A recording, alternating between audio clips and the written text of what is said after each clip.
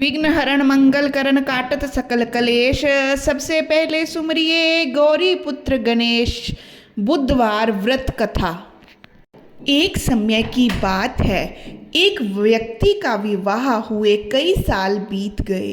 विवाह के बाद उसकी पत्नी एक बार अपने मायके गई हुई थी। पत्नी के मायके में रहने के कई दिनों बाद उसका पति अपनी पति को विदा करवाने के लिए ससुराल पहुंचा। ससुराल में कुछ दिन तक रहने के बाद वह पत्नी को मायके से विदा करने की बात अपने सास ससुर से कही। बुधवार का दिन होने के कारण उसके सास ससुर ने कहा कि इस दिन बेटी ससुराल नहीं जा सकती, इस कारण विदाई नहीं दे सकते।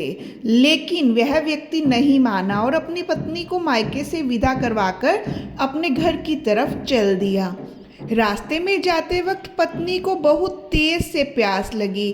तब पति पानी की तलाश में इधर उधर भटकने लगा।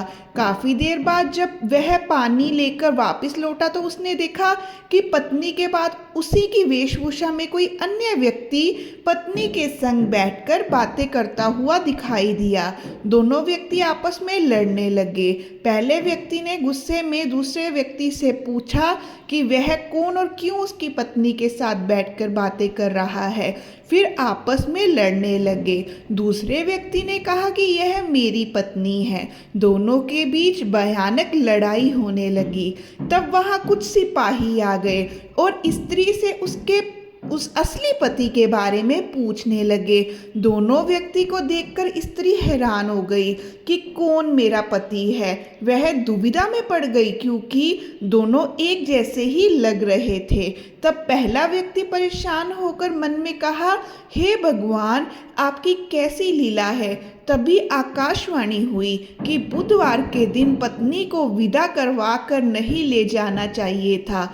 यह सुनकर पहला व्यक्ति समझ गया कि भगवान बुद्ध की लीला है। फिर वह व्यक्ति बुद्ध देव से प्रार्थना करने लगा और क्षमा मांगने लगा। फिर फौरन ही बुद्ध देव अंतर्ध्यान हो गए और उस व्यक्ति को अपनी पत्नी मिल गई। तभी से हर दिन बुधवार के दिन भगवान गणेश की पूजा होने लगी।